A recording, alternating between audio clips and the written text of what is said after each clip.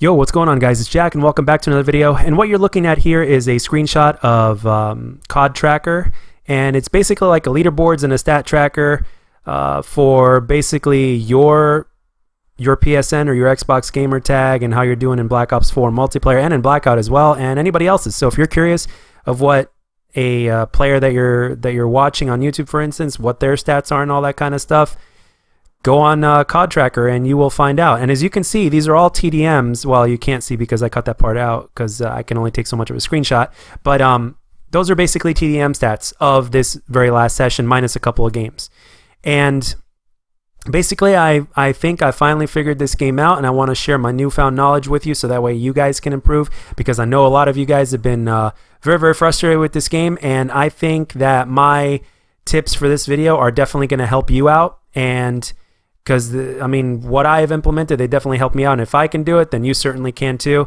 And if you're a good player, this is going to help you out even more. And if you're not a good player, this is going to help you out a hell of a lot more. So let's get straight into this. Now, there's going to be a lot of things you're going to hear that you've heard before, but at the same time, there's a couple little tidbits that when you put everything together, that it really makes the meat and potatoes of all these tips here. So let's get straight into it. So, all right, so picking off people from head glitches, forget it. Somebody's already aiming down sights at you and you're going to try to see if you can outshoot them, forget it. This game is not built for that. This game, in terms of the hit detection and the inconsistencies and stuff like that, is very much like Black Ops 1. It is not like Black Ops 3 or even like Black Ops 2. This game is kind of its own unique mix, and it's not made for that. So, in other words, you need to engage people that are not ready every time. And if they are ready, and if you can tell they're aiming down sights around to where you are, if it looks like they're aiming down sights right at you, then just back off. Like I did right there. I saw people that were already aiming down sights at me right in front of the door in front of church, and guess what? I backed the fuck up. Every single time, you guys need to do that. You need to play as if you were trying to not absorb any damage or as minimal damage as possible. Now, I know that some things like that may have been heard or whatnot before, but in this game it's more apparent than ever because, like I said, it's a lot like Black Ops 1. You need to engage a lot like Black Ops 1, and even more so, more cautious, because again, with the different ways that you can die in this game, which is more than ever in this Call of Duty, and with how weapons work and how some weapons can kill you ridiculously fast even when they're not supposed to, it is not even worth taking that risk. So you do not need to take your risk and use the speed that this game gives you, which is basically like Black Ops 3, but without the jetpacks. Use this speed to gain position. Use your flanks, get another route, and one more thing, one little tip. Every single good player has this thing called a sixth sense, and it's kind of like a spider sense. You know how sometimes you know you're going to take a route and you kind of know that it's risky and you're kind of a little on edge while you're taking that route? Well, let me tell you something. You need to ignore that urge. Do not pay attention to that urge and do not take those risks. Flank instead. And you'll actually might be surprised, like I was genuinely surprised, that the thrill of the hunt actually became almost just as exciting as it was getting a kill.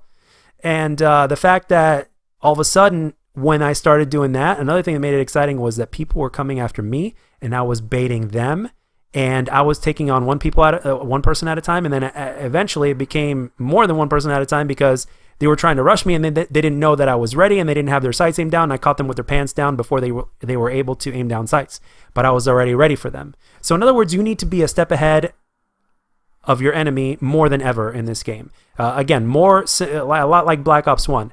Let me rewind you back to Black Ops 3. During Black Ops 3, I remember watching the Market J, and he made a video talking about how he adjusted his playstyle a little bit to where he decided to play a little bit smarter and just a tad bit slower, but he wasn't camping. And the thing is that he was basically being a much smarter player, and he was able to find more success because of whatever that build of the game was giving to him. And I'm sure, especially when you're looking at the man's gameplay, especially when you look at the evolution of the man's gameplays, you can certainly say that he's definitely become a better player, and that's why he's one of the most respected Call of Duty pub players still to this day. And he continues to evolve, and he's able to adapt to every single game. Why? Because this is the kind of approach he takes, and this is the kind of approach I decided to take, and I wanted to basically share it with you. And the thing is, as you saw from the stats in the very beginning of the video, I have never been consistent, especially with team-based games in this game, up until the last few hours.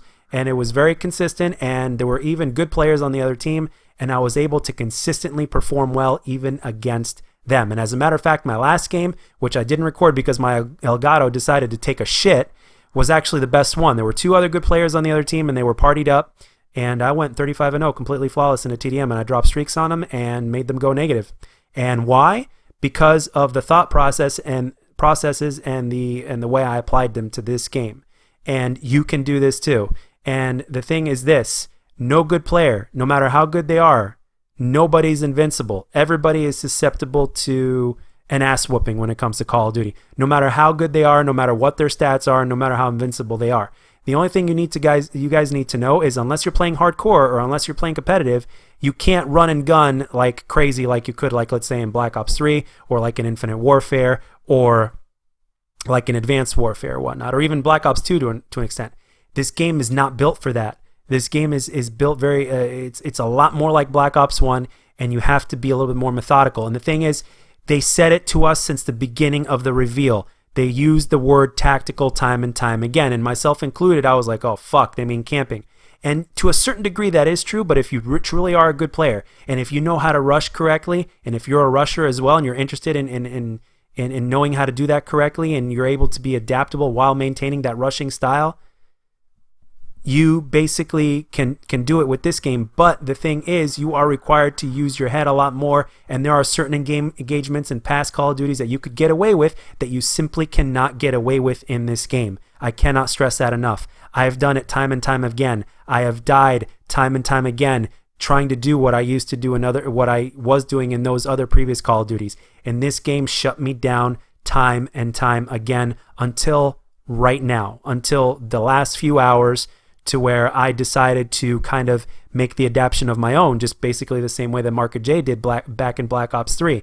And I've adapted it to this game, and let me tell you, I am actually genuinely surprised how not only how much better I'm able to perform and more consistently, but I'm also able to get every single piece of my stats up. Everything from accuracy to how much longer I'm able to stay alive, to my KD ratio, to my win-loss ratio. And I'm a solo player, and I rush, but I just made subtle adjustments.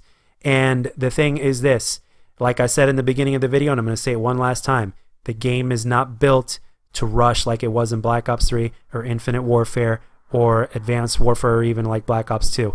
This is more like Black Ops 1. The only difference is it's got Black Ops 3 speed mixed into it without the jetpacks. And if you're a rusher, you can use this to your advantage tremendously to go from one spot to the other to where they won't be ready, and you will get feeds. I kid you not. It will, and it can happen. The only thing is that you can't afford to take risks as much as you used to in previous games. So you need to have that kind of mindset to where, okay, how do I rush from this spot to this spot while being a step ahead of my enemy, and for them to be genuinely surprised of where I might be, and to take minimum risks.